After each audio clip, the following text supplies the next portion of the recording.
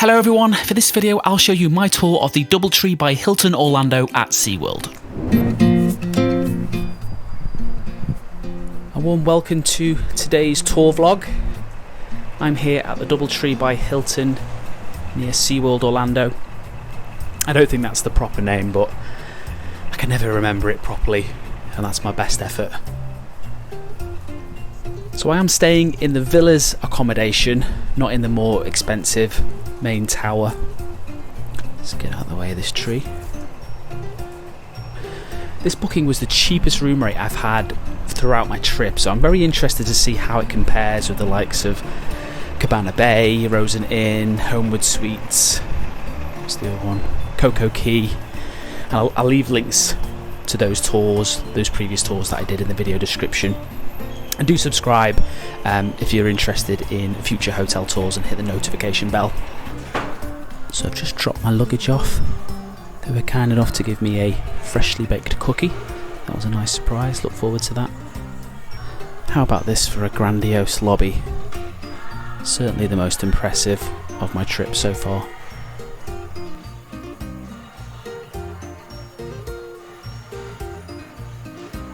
Right in the middle there we've got the Sonoma Bar, which serves Starbucks coffee. And down this way you've got quite a few different conference rooms. Doesn't look like a $70 a night lobby area, does it? We do have a gift shop, but it is unfortunately closed at the moment.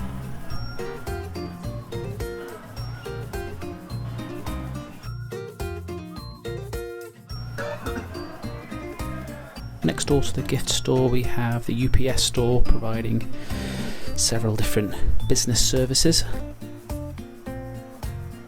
Here's a closer look at the reception area. I was really impressed with the service, by the way. So, room tour.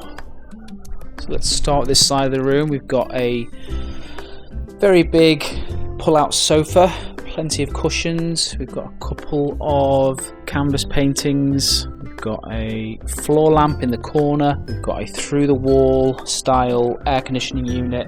A little desk area with a lamp with some plug sockets. We've got a little coffee station here. A modest size TV on the sort of TV stand dresser combo. Decent storage space in those. Got an ice bucket there. Let's go to the wardrobe.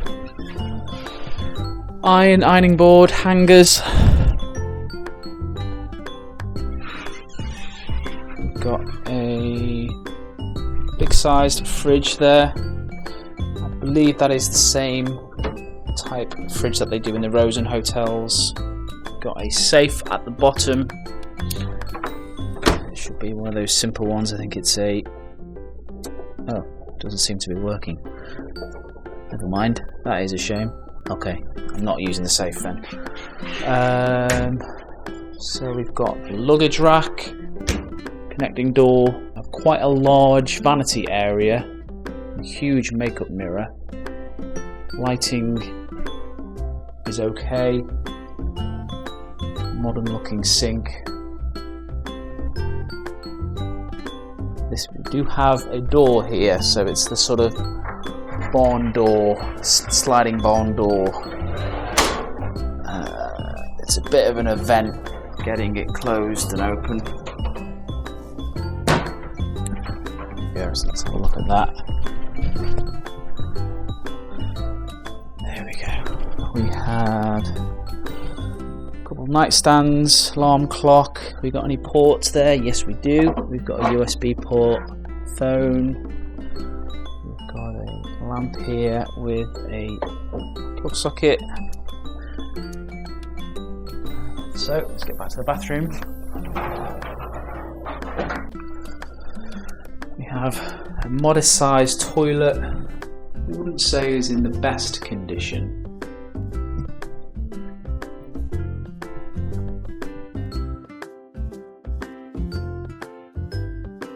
So that's the room tour covered.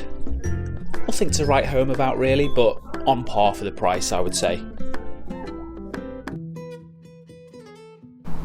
Can definitely see why the villa's accommodation is a lot cheaper, if I'm honest. I think a more accurate description would be the motel section of the resort.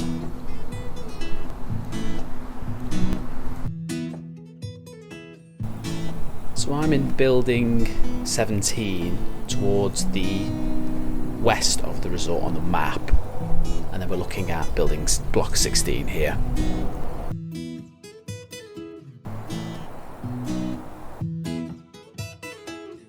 So this is actually south of the map, but we're actually looking north onto International Drive. So I paid £60 sterling, I think it was, for my room, which is probably closer to $80, isn't it? So I think you can't really expect much more than this, but I think part of the issue is the way this hotel is sold as being a sort of quite a bit more of a luxurious resort.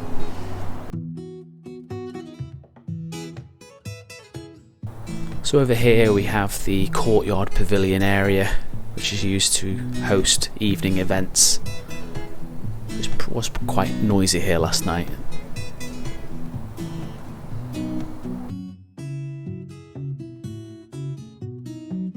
So we can see a little terrace here separating us and the Palms Conference Centre.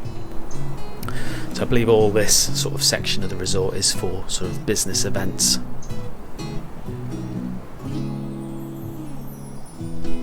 We've got a Wyndham Resort nearby. I believe that's a sort of timeshare type accommodation thing. So just in between these trees and the Wyndham we can see the Manta roller coaster from SeaWorld Orlando. Although we're not likely to see any movement because I believe it is closed for refurbishment, which is a shame. We're now in building 19 looking over at the Tower Conference Centre.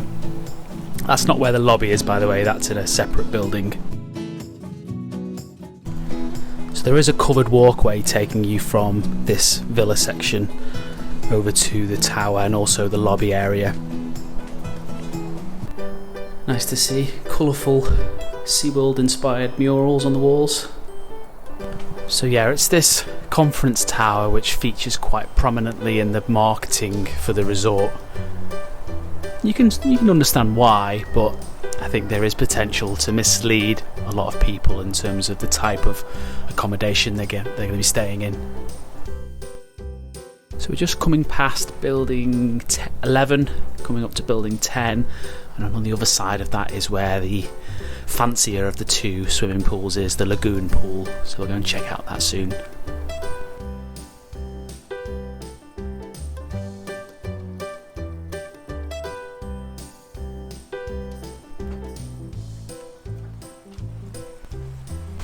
pool is looking a bit dull at the moment, so I think I'll come back when the sun is out a bit more.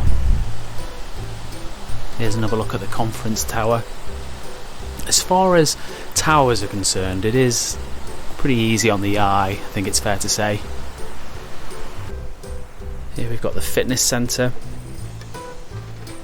I think that's the only resort amenity that is inside the tower. So with our back to the lagoon pool, we're looking at the backyard pond next to the main lobby building. From the map I did think this was a pool area, but here we are back in the main lagoon pool. Nice little mini waterfall feature.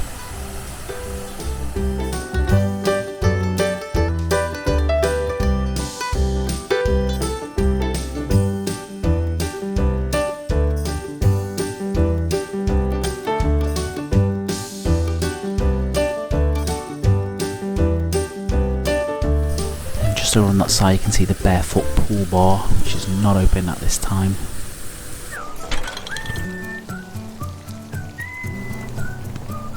Let me just check the map. Alright, so we're going to head over to the other pool area now, which is called the Family Fun Pool. We've also got quite a few different outdoor family activities as well over there. It's not perfect, but the landscaping is nice.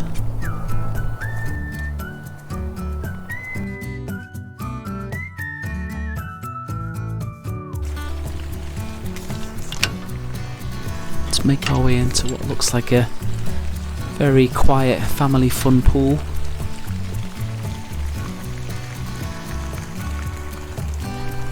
Looks like we got some private cabanas, which I assume are available for guests to rent.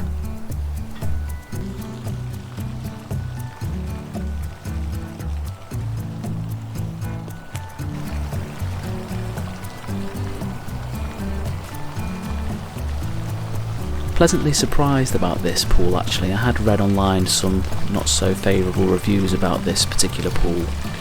Looks in good condition to me. So we've got a jacuzzi hot tub on the far end. Then we've got a little shallow pool for the little ones.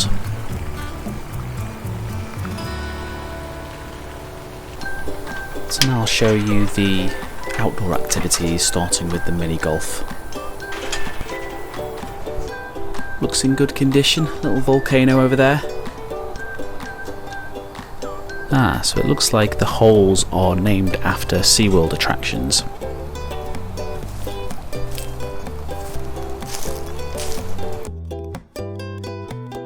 Got an outdoor pool table. Oh, we've got a table football as well. Or a football table. I don't know what you call it. We've also got a table tennis table, which I completely missed on my way over here.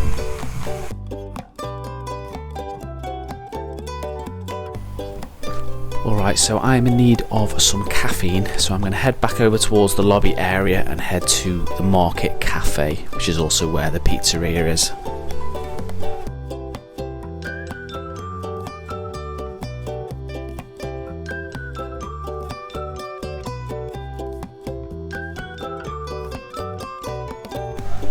Here's the outdoor seating for the Laguna Restaurant, which I'm afraid I'm not going to get a chance to visit, unfortunately.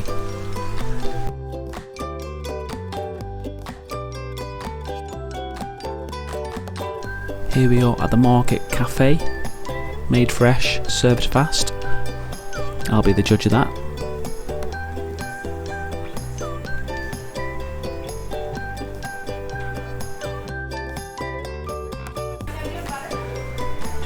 Some OJ, quite a few different snack items on this side.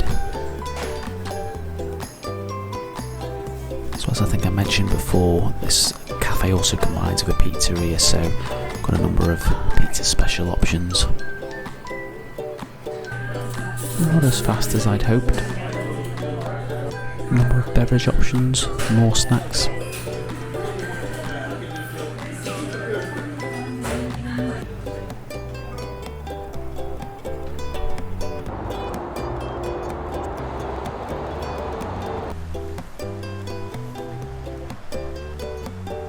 So here's one of the resort's shuttle buses back from SeaWorld. You don't actually have to use the buses, you can actually walk over there. It's only about 10 minutes and I'm going to make that trip very shortly. So I'm going to make the walk over to SeaWorld now. I'm obviously walking it from the front entrance, but my advice is if you're staying at this resort is to just, from wherever your room is, head towards building 7 and 6. And then there is a sort of a gate near there that will take you over to SeaWorld.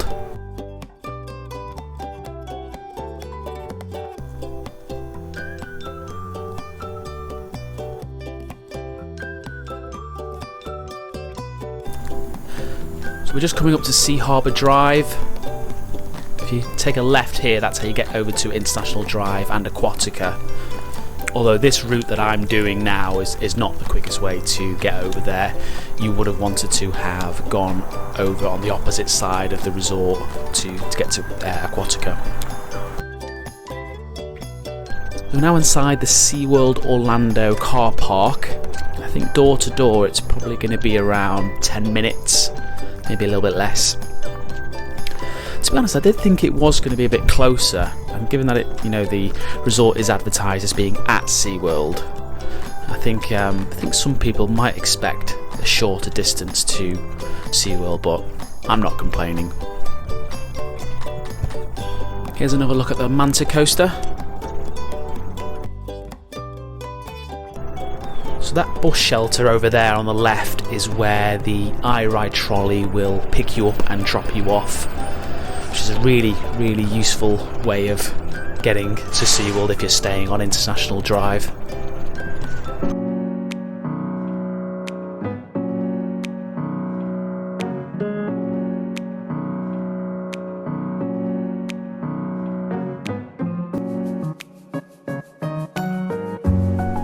So in summary, fantastic resort for the price, the cheapest of my trip actually, no resort fees as well.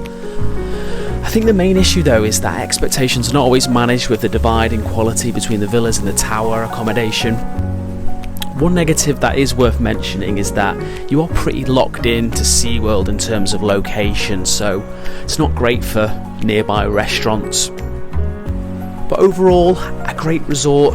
I think it'd be a real struggle to find something else in this price range that looks anywhere near as nice. That's it for this video. Thank you for watching. Do check out the other tours on the channel. I'll also shortly be posting a SeaWorld tour and review video over on my Frugal Brit channel. If you're interested in future videos to help plan that next trip to Orlando, don't forget to subscribe to both channels and hit the bell so you don't miss out when future videos are posted.